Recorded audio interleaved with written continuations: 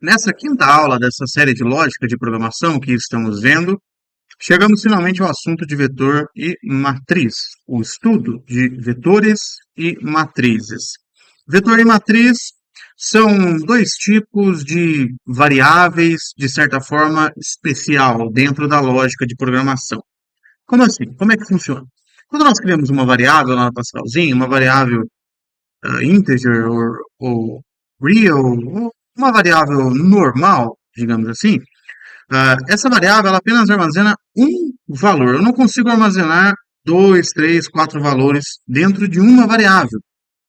Uma variável armazena apenas um valor de cada vez. Eu não consigo armazenar mais valores ali ao mesmo tempo, né? Ah, como que funciona na prática? Qual é o sentido prático? Qual é o efeito prático disso, de uma variável armazenar apenas um valor? Olha só o Pascalzinho, vamos vir aqui na tela do Pascalzinho. Você está vendo aí no Pascalzinho? Eu vou aumentar aqui como sempre. Vou colocar aqui branco. Vou criar aqui uma variável número do tipo integer. E aí eu vou fazer uma atribuição de valores aqui. Eu vou falar aqui número vale 5, por exemplo. Se eu também quiser atribuir o número 10 à variável número, quando eu precisar utilizar essa variável, por exemplo, exibindo ela na tela, eu vou apenas exibir a variável. Quando eu precisar exibir a variável na tela, ou precisar dela para qualquer outra operação dentro do meu algoritmo, dentro do meu código, qual o valor que ele vai mostrar? Ele vai mostrar o valor 10. Por quê? Porque a variável ela armazena apenas um valor. Se aqui eu disse que ela vale 5 e na sequência, isso aqui é uma estrutura sequencial, e na sequência eu disse que ela vale 10, este valor 5 ele se perdeu, ele não existe mais, ele foi sobrescrito. O que vale agora é o 10. Então, quando eu precisar dessa variável, seja para exibir na tela ou qualquer outra operação, o valor dessa variável será 10. O valor 5 perdeu. O valor 5 ele foi deletado da memória. Se eu quisesse armazenar os dois valores ao mesmo tempo, se eu precisasse armazenar os dois valores ao mesmo tempo, o 5 e o 10, numa variável, isso não é possível. Se, por exemplo, eu tenho que fazer um cadastro, deixa eu citar um outro cenário aqui no Pascalzinho, vem aqui comigo. Se, por exemplo, eu precisasse fazer um cadastro de cliente e tivesse 5 clientes para cadastrar, eu teria que criar nome um, nome 2, nome 3 e assim sucessivamente, do tipo string, né, que é um nome, e aí armazenar o nome do primeiro cliente, o nome do segundo cliente em cada variável. E se fossem 50 clientes, eu teria que criar 50 variáveis nessa linha de raciocínio? Sim. Mas é um pouco inviável e também difícil de dar manutenção se o código tivesse que ser assim. Pois então, não tem que ser assim. Porque existe uma coisa chamada vetor. Vetor é uma variável, mas ela é de um tipo especial que consegue armazenar mais de um valor ao mesmo tempo, consegue armazenar vários valores ao mesmo tempo. Eu posso guardar apenas um valor também dentro de um vetor, mas ele tem essa capacidade de armazenar mais de um valor. Pegando o exemplo dos números ali, eu tenho o número 5 e o número 10. Como que eu faria para armazenar os dois valores dentro de um vetor? Eu consigo fazer isso, mas, como são dois valores, que fossem 3, 4, 5, não importa o número, quando há mais de um valor, quando são vários valores, eu preciso de uma forma para acessá-los. Vamos ver tudo na prática. Vamos lá no Pascalzinho e a gente vai ver como é que eu manipulo, como é que eu crio aí esse vetor. Legal? Vem aqui comigo no Pascalzinho, então. Então eu tenho a variável, eu vou colocar aqui a variável número novamente, do tipo integer. Então você viu aí que dessa forma eu não consigo armazenar, por exemplo, dois valores ao mesmo tempo, porque a variável armazena apenas um valor. E quando eu escrevo ela na tela, né, se eu executar esse código, ele vai fazer uma coisa incrível, que é exibir o número 10, que é o valor que está armazenado dentro da variável número naquele momento. Quando eu quero guardar os dois valores, ou que fossem 3 ou 4, e não quero criar mais variáveis, eu não posso simplesmente colocar isso como uma variável comum. Eu preciso colocar ela como um vetor. E como que é um vetor? Vetor é uma variável no sentido de declaração, no sentido de sintaxe, ele é uma variável como qualquer outra. Eu coloco a palavra var, eu coloco um nome para o meu vetor, eu vou deixar com o nome de número, aliás, eu vou colocar números, porque eu pretendo armazenar mais de um valor, eu vou colocar no plural. E o tipo dele não vai ser integer, não vai ser real, não vai ser string, não vai ser boolean, e não vai ser char, não vai ser os tipos que a gente conhece. Vai ser um tipo especial, que é um tipo de vetor. O vetor, nas linguagens de programação, é chamado de array. A-R-R-A-Y. Array. É chamado de array.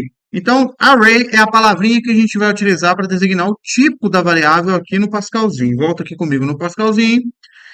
A variável números ela vai ser de um tipo especial, então, que é o tipo array, que é o tipo de vetor. E aí, dizendo que a variável, declarando ela como vetor, dizendo que ela é um vetor, nós precisamos definir algumas coisinhas aqui. O vetor, ele tem vetores, né?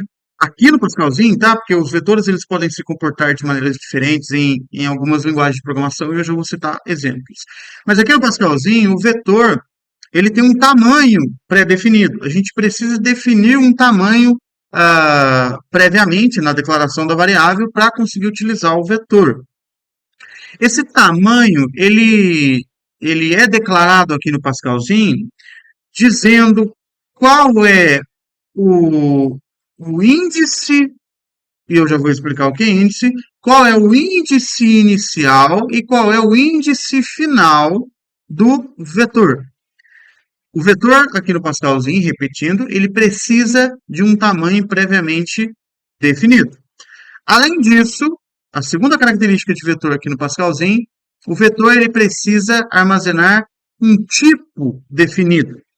Então, se eu estou criando um vetor para armazenar vários números, esse vetor será um vetor de integer. Ele será um vetor que irá armazenar valores inteiros. Se eu estou criando um vetor para armazenar nomes de clientes, ele será um vetor de string e assim sucessivamente. As duas características de vetor aqui no Pascalzinho são que precisa definir um tamanho para ele e precisa definir um tipo, o tipo que ele vai armazenar. Tá, e como é que eu defino um tamanho? Primeiramente, a gente vai definir o tamanho. Quando eu guardo mais de um valor em um vetor, vamos supor que o vetor ele armazenou três valores, ele armazenou três números. Como que eu acesso esses números depois? Como é que eu mostro eles na tela? Bem, o vetor ele tem uma coisa que a gente chama de índice, que é como se fosse uma página. O vetor, como ele tem vários valores dentro dele, cada um fica guardado em uma página específica, em uma posição de memória, mais tecnicamente falando. Ele fica guardado num índice definido.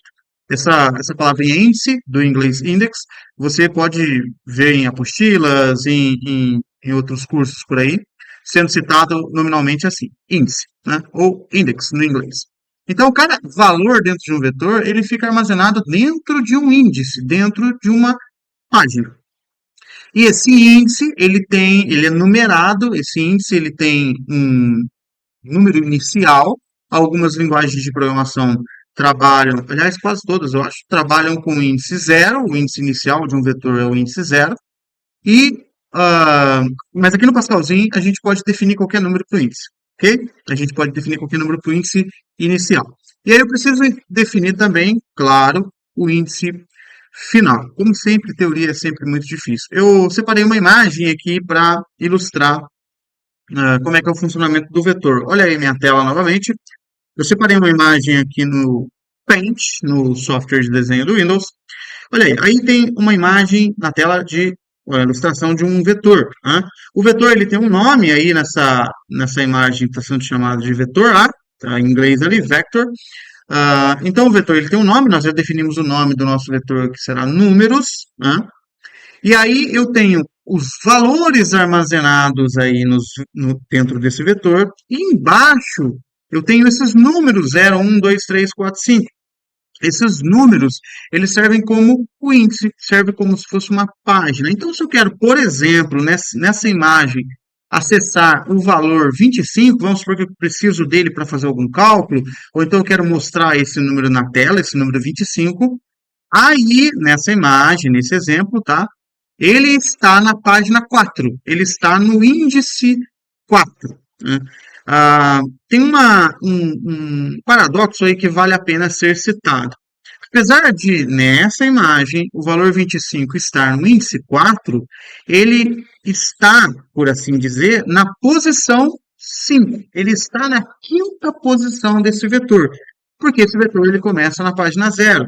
Se você contar aí, você vai ver que o 25 é o quinto elemento desse vetor, mas o índice dele é o índice 4, a página 4. Em termos de código, o índice é 4. Em termos nominais, é a quinta posição, o quinto elemento. Então, o vetor ele tem um nome, ele tem os valores armazenados, inclusive ele é a posição 8, o índice 8,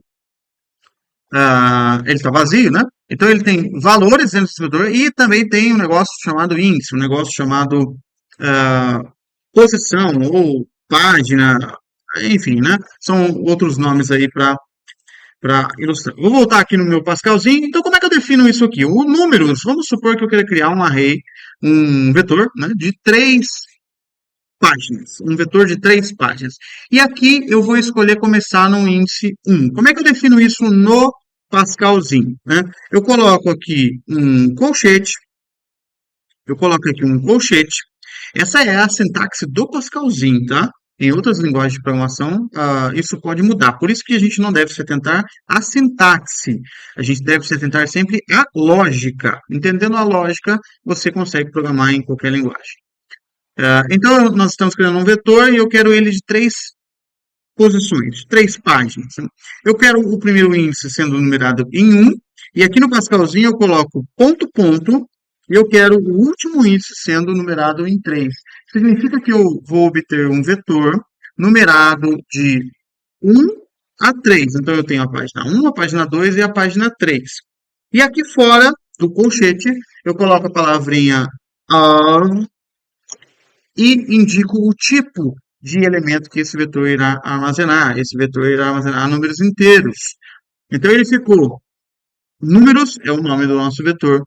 Array é o tipo dessa variável, né? Não é porque se chama números que é um vetor, é porque o tipo array indica que é um vetor. Esse vetor ele tem 3 posições, de 1 a 3. E ele vai armazenar números inteiros. Você viu aí que a sintaxe, à primeira vista, não é uma coisa fácil de se decorar, né? Por isso que você não deve se atentar nunca à sintaxe. Em outras linguagens de programação, o vetor você não precisa definir o tamanho. Tem linguagem de programação que o vetor guarda qualquer tipo de valor, né? Inclusive valores misturados. Mas aqui no Pascalzinho, não. Aqui a sintaxe do Pascalzinho e a mecânica de tudo diz que o vetor só pode guardar um tipo de dado. Inclusive em outras linguagens, como Java, por exemplo, e C Sharp, se eu não me engano, isso também acontece. O vetor ele não guarda qualquer coisa, ele guarda somente um tipo definido. E aqui também eu preciso indicar aí explicitamente esse tipo de dados, né? Como é um tipo fixo, eu preciso indicar que tipo de dados. Em outras linguagens, o vetor guarda qualquer tipo, qualquer elemento, e você não precisa indicar nem mesmo o tamanho, nem mesmo o tipo de elemento que ele irá armazenar. Vem aqui comigo com o Pascalzinho. Então tá aí, tá declarado aí o nosso vetor, né? O vetor se chama números com 3 posições guardando valores inteiros. E aqui, como é que fica? Se deixar assim, vai funcionar? Não. Eu preciso dizer que esse número 5 vai ficar em alguma página do vetor, esse número 10 vai ficar em alguma outra página do vetor, porque depois, na hora de acessar, eu preciso indicar qual página que eu vou acessar. Ele não é, digamos assim, automático. Quando eu armazeno o 5, ele já vai para a página 1, quando eu armazeno o 2, já vai para o 10, ele já vai para a página 2. Não, não é assim tão automático, né? Em algumas linguagens de programação, nós temos alguns métodos aí que faz isso automaticamente, que armazena um número automaticamente dentro do vetor, considerando já na sua última posição. Então, se eu tenho um vetor vazio, a última posição desse vetor é a primeira, porque não existe nenhum elemento ali. Então, quando eu armazeno um número, ele já armazena na primeira. Se eu armazenar mais um outro número, automaticamente ele joga para a segunda. O outro número, automaticamente ele joga para a terceira. Então, algumas linguagens têm essa capacidade de armazenar um número e jogar lá na última posição do vetor. Aqui no Pascalzinho, infelizmente, não temos isso, mas também não é demérito nenhum. Voltando aqui, então eu preciso armazenar em alguma página, eu preciso indicar a página. Primeiro que o vetor chama-se números, né? Primeiro que o vetor chama-se números. E aí eu indico a página. Como que eu indico a página do vetor? Eu indico a página utilizando também os colchetes. Então, esse aqui, eu quero armazenar ele na página 1. Eu posso armazenar na página 2 também. Posso armazenar na página 3. Eu não posso colocar 4 aqui, porque senão vai dar um erro para mim, um erro de sintaxe, já que não existe a posição 4 no vetor. Então, eu vou armazenar isso aqui na página 1. Eu vou armazenar isso aqui na página 3, só para mostrar que é possível. Eu estou fazendo aqui uma atribuição de valores, eu não preciso preencher todas as posições, eu não preciso preencher elas em sequência. Eu posso preencher aleatoriamente assim. Então, agora eu tenho uma variável criada lá só e com dois valores armazenados, o 5 e o 10. Se eu colocar isso aqui na tela, vai funcionar? Não, não vai funcionar, porque agora isso é um vetor, então ele precisa, olha só, eu vou executar, ele vai reclamar, né? Isso é um vetor, então eu preciso colocar a página. Eu preciso, eu não posso simplesmente falar, ó, imprime o vetor aí para mim. Ele não sabe o que ele vai imprimir na tela. Então eu preciso colocar a página do vetor que eu quero imprimir. Legal. Então vamos supor que eu quero imprimir então a página número 3. Eu coloco assim, dentro do write, eu coloco o vetor na página 3. Agora sim, se nós executarmos, ele vai mostrar ali para a gente o número 10, porque o número 10 está na página 3. E se eu quiser exibir a página 1, basta eu trocar aqui, executar, ele vai exibir ele para a gente o 5. Legal. Se eu colocar na página 2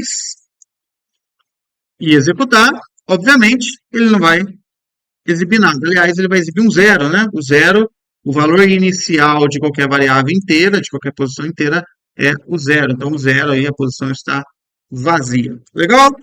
Então, esse aí é um conceito básico de vetor, é a parte central aí de vetor. Vetor nada mais é do que uma variável do tipo, de um tipo especial, que pode armazenar vários valores.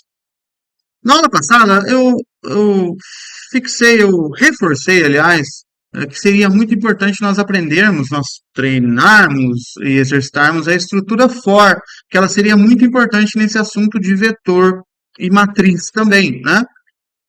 E por que que ela é importante? Porque o vetor, ele tem as páginas, ele tem os índices numerados em sequência, né? Ele tem os índices numerados sequencialmente, 1, 2, 3, 4, 5, e seja qual for o tamanho do vetor. Então, toda operação que eu faço em vetor, eu uso a estrutura for para isso, porque o for tem a capacidade de fazer coisas circulares, né?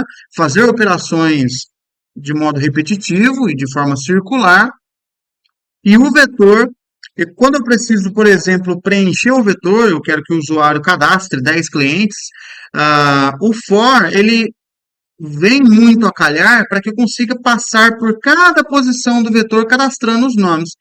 Então, o usuário digita Zezinho, o nome do primeiro cliente. Então, eu vou lá e cadastro na primeira posição. Ele digita Joãozinho, o segundo cliente. Eu vou lá e cadastro na posição 2. Ele digita Juca, eu cadastro na posição 3. Perceba que eu estou andando no vetor, coloquei na posição 1, coloco na posição 2, coloco na posição 3, na posição 4, na posição 5. Eu estou caminhando pelo vetor de forma sequencial, e se eu colocar isso dentro de um for, o for vai fazer isso para mim. Então, se eu colocar ele dentro de um for que vai de 1 até 5, cadastrando os clientes na posição onde o for estiver passando naquele momento, eu consigo preencher o vetor todo. Eu consigo fazer isso no vetor todo. Para você perceber a diferença, nesse código que nós fizemos, eu vou voltar aqui na tela, nesse código que nós fizemos, nós atribuímos o valor na página 1, na posição 3, eu poderia atribuir um outro aqui na posição 2, mas se o vetor fosse de 1 milhão de posições, será que eu teria que repetir essa linha aqui em todas as posições até 1 milhão? Não. E por isso que o for vem a calhar. Se eu fizer um for de 1 a 1 milhão e colocar aí dentro dele a instrução para gravar na posição que o for estiver passando, ele vai passar aí em 1 milhão. Eu vou colocar aqui um exemplo mais complexo para ilustrar aqui esse for, tá? Eu vou, ao invés de fazer uma atribuição de valor, eu vou pedir para o usuário digitar um número, né? Ele vai armazenar o número que ele quiser dentro dentro do vetor, dentro da página que o for estiver passando naquele momento dentro do vetor. Então, vamos supor, eu vou colocar aqui um vetor de 6 posições. Eu vou colocar um vetor de 6 posições, e aí eu vou fazer aqui um for. O for eu preciso de um contador, né?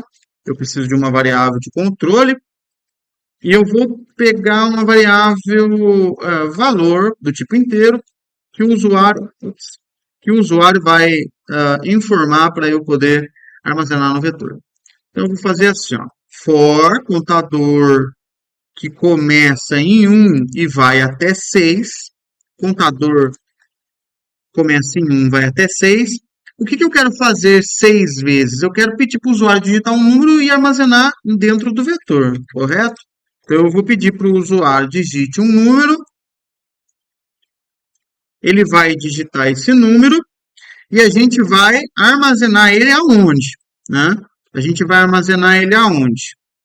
Eu vou capturar primeiro na variável valor e aí eu vou falar o seguinte: numerou na página alguma coisa será igual a valor. Que página que eu coloco aqui? Eu coloco a página 1, deixa eu apagar tudo isso aqui. Vou apagar tudo isso aqui para não confundir. O que eu coloco aqui? Eu coloco na página 1. Se eu colocar na página 1, toda hora o for ele vai gravar na página 1. Se eu coloco na página 2, toda hora o for vai gravar na página 2. E eu preciso o quê? Eu preciso gravar na página que o for estiver passando naquele momento. E quem controla para mim essa página, como é que eu posso dizer, esse ciclo do for, é a variável contador. A variável contador que indica em qual página, entre aspas, o for está passando naquele momento. Então aqui eu coloco contador. Porque quando o contador começar em 1, ele vai gravar aqui no 1. Depois que for para 2, que começar a valer 2, ele grava aqui no 2. E assim sucessivamente, até ele chegar no 6. E aí o último número aqui será o 6. E aí eu terei preenchido todas as posições aí do meu vetor. Bom, dentro do for aqui eu tenho 3 linhas, então eu preciso de um begin e um end. Eu preciso aqui de um begin e end. Legal, deixa eu identar. Olha que legal. O for eu vou executar no passo a passo para a gente perceber, tá? Vou fazer aqui aquele esquema. Opa, números, né? Vou fazer aqui aquele esquema de dividir a tela. Eu acho que eu não preciso dividir, não, porque eu não tenho, não, eu preciso sim. Eu ia falar que eu não tenho dados sendo exibido, mas eu tenho a frase para o usuário. Então vamos lá. Ó, eu vou dividir aqui, vou pegar isso, vou colocar aqui um pouquinho. Olha como é que fica na memória o vetor. Ó. Ele é um vetor com 6 posições e as 6 posições elas estão preenchidas com zero. Por quê? Porque o vetor ele é de números inteiros, ele é um vetor de integer e as posições iniciais de integer, aliás, os valores iniciais de um integer, eles são zero. Legal. Eu vou passar então por essa primeira linha. Deixa eu ver aqui. Eu vou F7. Eu vou passar então por essa primeira linha. O contador começa valendo 1, vai aparecer na tela ali para o usuário digite um número. Eu vou digitar o número 7, vou dar o Enter. Aí, o que ele fez? Sem querer, eu apertei mais de uma vez aqui o próximo passo e ele pulou. Mas o que ele fez? Olha, ele leu aqui o valor que eu digitei é 7, e aí ele fez números na posição contador, contador estava valendo 1, né? Então, números na posição 1 vai receber valor, recebeu o 7. Legal. E aí, o próximo, né? Vou lá no write, vou no read, deixa eu ver se ele já me deixa digitar. 8, eu digitei o valor 8. Ele não está parando aqui para a gente executar, só se eu colocasse uma linha a mais, mas tudo bem. Novamente, olha, o valor 8, o contador estava valendo 2 naquele momento, então, números na posição 2 recebeu 8. E assim, sucessivamente, ele vai, vou colocar mais um aqui, vou colocar o valor 16, ó, armazenou 16 lá no vetor. Mais uma vez, vou colocar o valor 28, ele armazenou o valor 28 na quarta posição, né? Mais uma vez, 35 e mais uma vez, 18. Ups, não digitou 18. Pronto, ele até sumiu aqui porque já acabou a execução. Eu poderia ter colocado aqui um ponto de parada ou alguma outra linha. Mas você viu aí que digitando os números dentro do for, o for vai fazendo esse trabalho para nós de passar em cada posição do vetor e cadastrando. Eu tenho vários usos para esse for, tá? Eu tenho várias formas de usar esse for. Aliás, várias situações, vários cenários em que eu vou precisar usar o for quando eu estou tratando de vetor, porque o for ele consegue passar por todas as posições. Nesse caso, nós estávamos cadastrando. Então, ele passava pelas posições inserindo valores ali. Mas pode ser que eu esteja procurando um determinado valor. Ah, eu quero saber se determinado número está presente naquele vetor. Então, eu vou ter que passar por todas as posições procurando aquele número, fazendo a lógica ali de procura do número. Para isso, eu vou usar o for. Ah, eu preciso apagar todas as posições do vetor. Eu vou ter que passar por todas as posições, apagando. Para isso, também eu vou usar o for. Então, a estrutura for, dentro dela, ela é essencial para que a lógica de vetores e todo o mecanismo funcione adequadamente. Legal? Então, acho que o grosso de vetor é isso, né?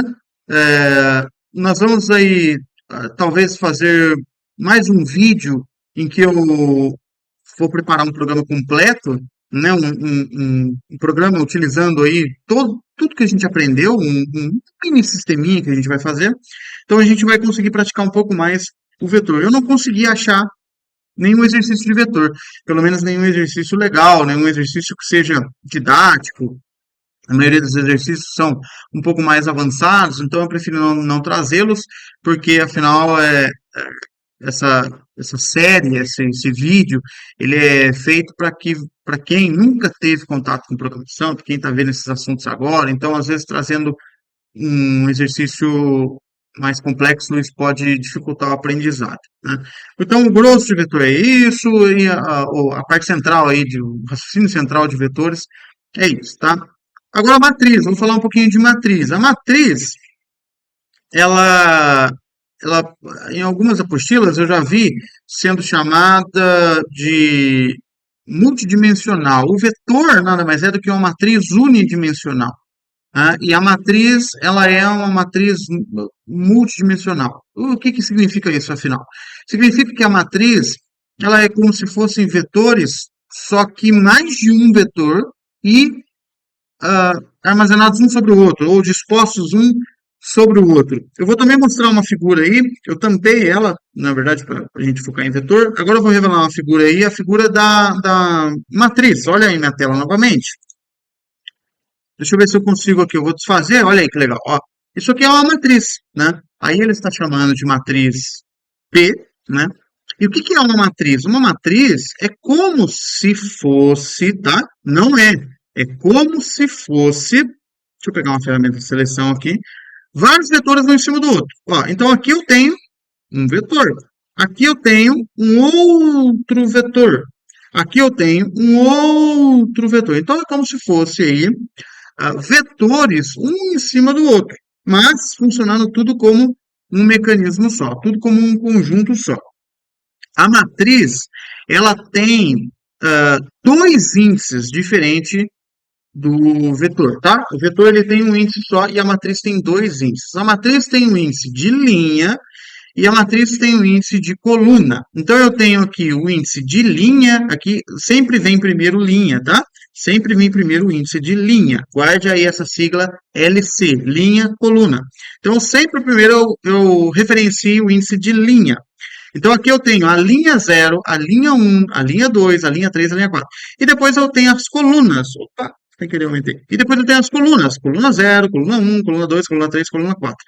Então, enquanto um vetor, eu vou pegar a ferramenta de texto aqui, enquanto um vetor ele é referenciado assim, nossa, essa letra está muito pequenininha, né? Deixa eu aumentar um pouquinho só para ficar mais fácil de enxergar. Ih, gente, não sei mexer no Paint. Deixa eu ver. Ah, legal. Enquanto o vetor, ele é, vamos supor que esse vetor se chama vetor A, enquanto o vetor ele é referenciado através de um índice, né? Eu quero a página 2. Eu quero a página 8. Enquanto o vetor ele é referenciado dessa forma, a matriz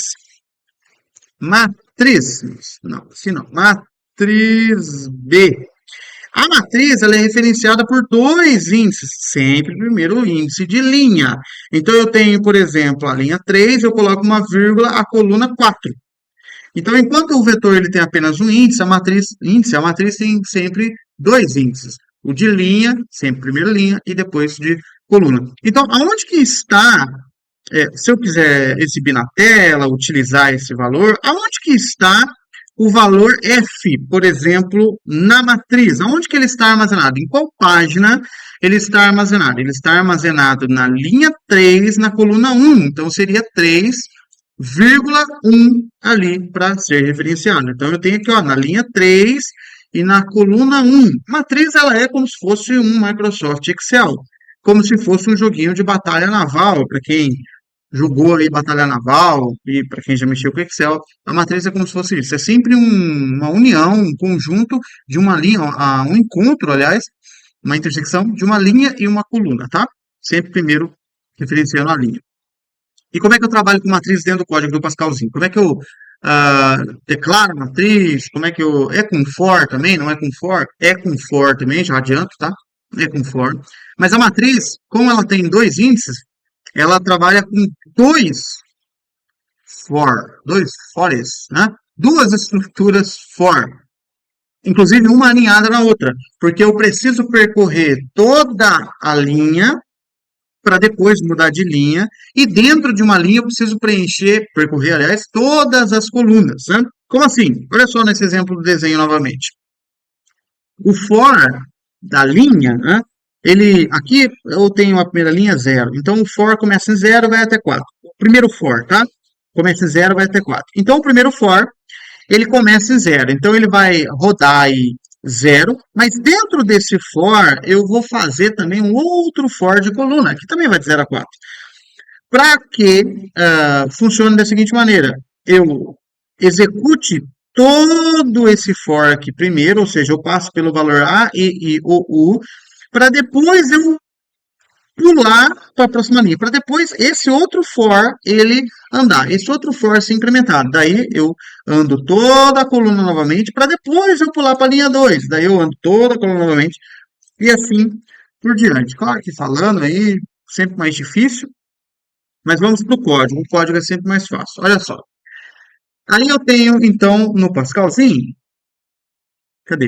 Aí eu tenho aqui no Pascalzinho, isso aqui, deixa eu colocar maior. Eu vou. Deixa eu ver o que eu vou fazer. Acho que eu vou apagar tudo. Melhor. Como é que eu declaro primeiramente a matriz? Tá? Eu vou chamar aí, mas eu vou chamar de matriz. Matriz. Eu vou chamar de matriz. E aí eu não vou ter um contador. Normalmente matriz, eu não tenho essa figura do contador, porque eu não tenho esse nome. Por exemplo, esse nome ele remete, né, ao for. Eu vou criar aqui linha e coluna. Eu vou criar dois contadores, mas com nomes mais intuitivos. Linha e coluna. Legal? E a matriz, ela também é do tipo array, mas ela não é referenciada desta forma aqui, tá? A matriz, ela é referenciada assim, eu vou criar uma matriz de 2 por 2, tá? Eu vou criar aqui 2 por 2. Então, eu referencio a matriz assim, ó. Eu referencio a matriz daquela forma. Aqui no meu desenho, eu tenho uma matriz de 4 por 4, correto? Eu tenho uma matriz de 4 linhas e 4 colunas. E aqui eu quero fazer uma matriz aqui saiu 3, uma matriz de 2 por 2. Legal? Dessa forma, sem querer clicar no executar. Era para clicar no salvar para eu não perder. Desta forma, eu crio uma matriz. Deixa eu ver se eu consigo fazer o desenho aqui. Se é que não estão todos imaginando, tá?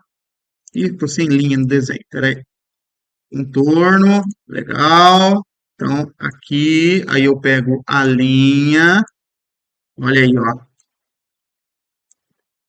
Tudo para ficar mais didático, é assim mesmo. Então, eu estou criando isso aqui, correto? Eu estou criando uma matriz de duas linhas e duas colunas, né? Qual é essa posição? Agora eu vou pegar o lápis e escrever com o mouse. Agora vai ficar bem legal aqui, hein? Qual é essa posição aqui? Lembrando que aqui eu tenho a posição 1, a posição não, a linha 1, e essa aqui é a linha 2, a segunda linha. E essa aqui é a coluna 1 e essa aqui é a coluna 2. Então, essa posição aqui, essa página, ela é referenciada assim, ó. 1,1, porque eu tenho a primeira linha e a primeira coluna. Essa aqui, ela é referenciada assim, ó, 1,2. Lembre-se que sempre primeiro eu referencio a linha. Essa aqui é referenciada assim, ó, 2,1, porque eu estou na linha 2 na coluna 1.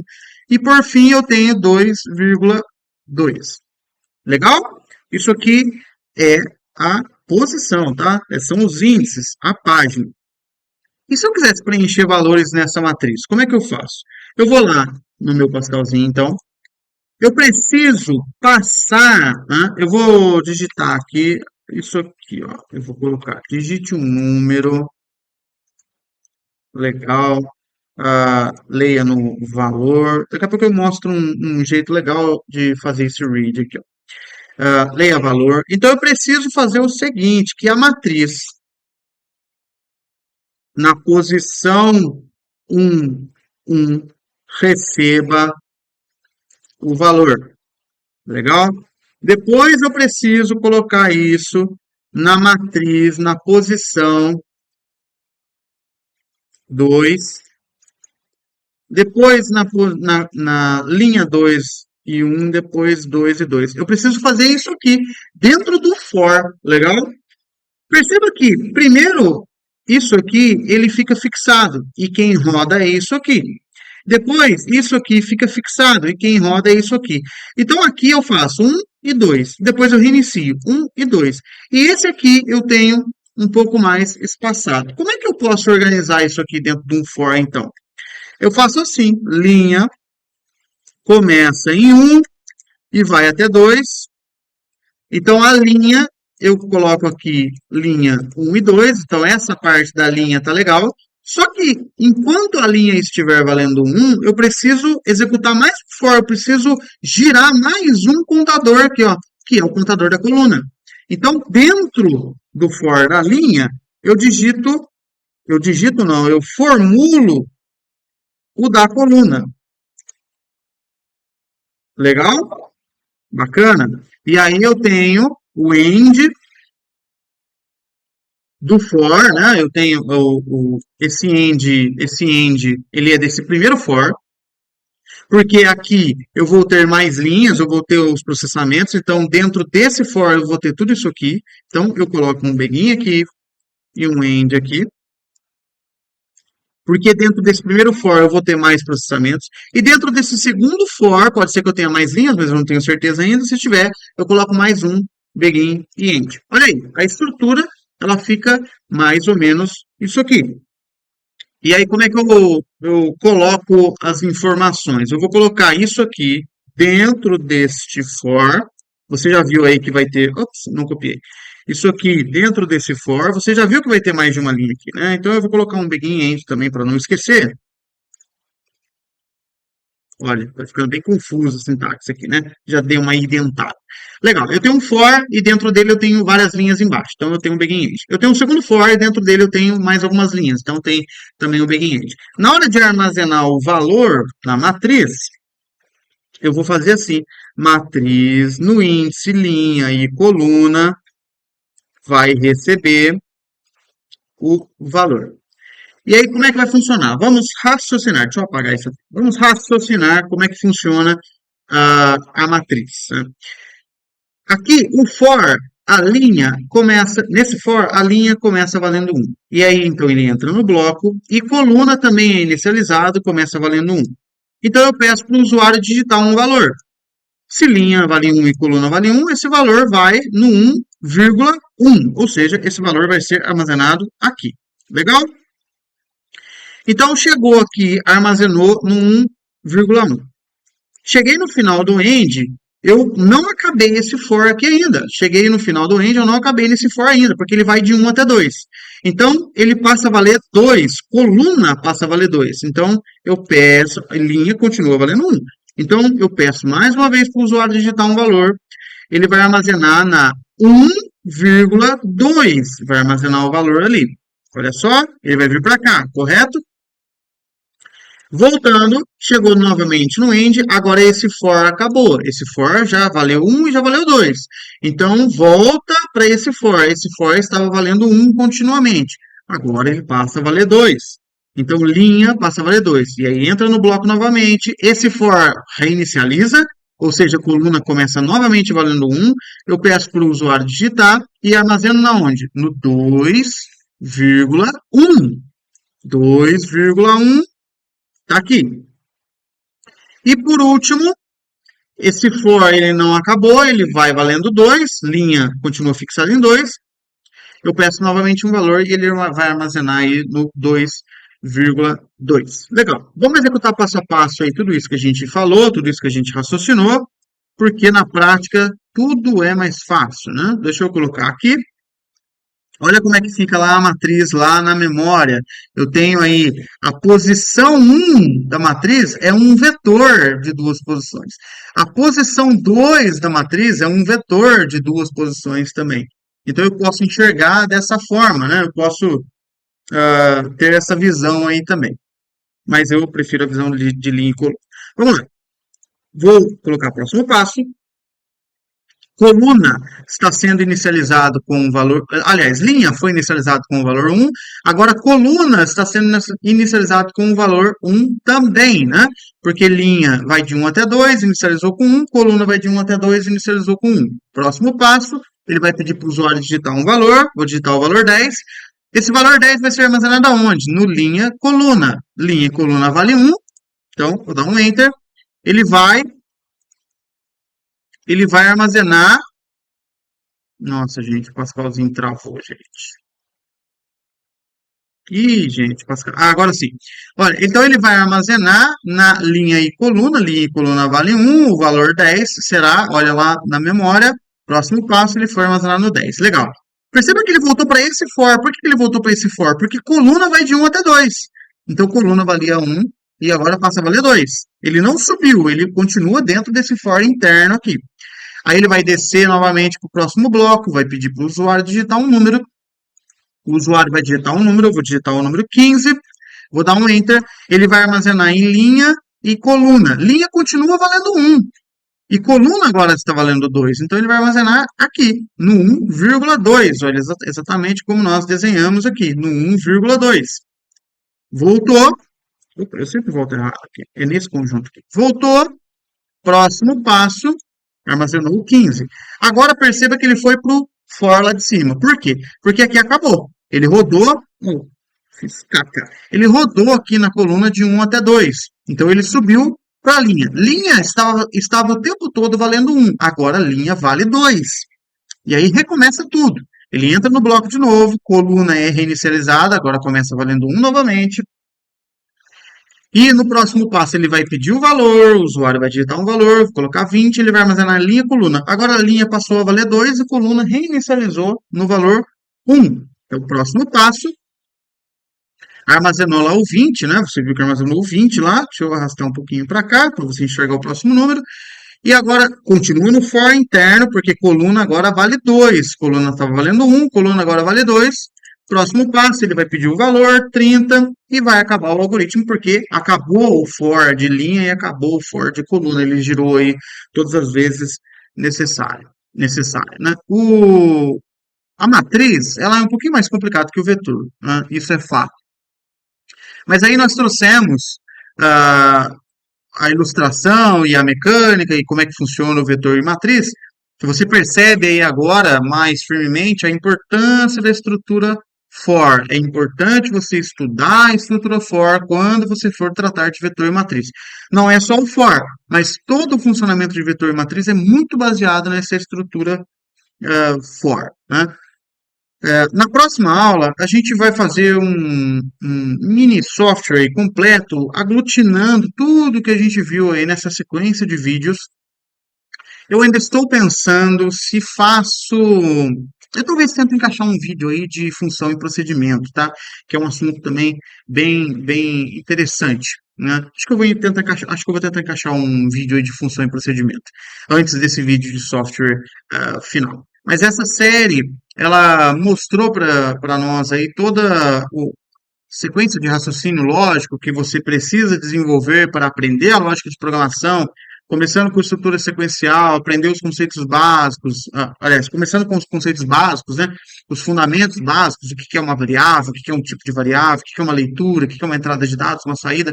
Depois passando para a estrutura sequencial, onde você vai colocar em prática todo esse raciocínio. Depois passando para a estrutura de seleção, estrutura de desvio, onde você passa a tomar decisões dentro do algoritmo, estrutura de repetição, onde nós estudamos aí a repetição de código, né, a repetição de trecho de código, e por fim aí vetor e matriz. A função em procedimento, ela também faz parte da lógica de programação, é, ela também desse universo, né? Mas ela é uma preparação, digamos assim, para saltos maiores, né? É difícil você utilizar dentro da lógica de programação, de exercícios de lógica de programação, função e procedimento, embora exista, tá? Não é comum de se ver. Então, eu talvez prepare esse vídeo de função e procedimento e faça um vídeo final aí, um grande software, para deixar aí de estudo, deixar aí de material de estudo para você, unindo aí tudo que a gente viu nas aulas passadas. Legal? Agradeço aí mais uma vez por você ter assistido essa aula e te espero aí para a próxima. Obrigado. Tchau.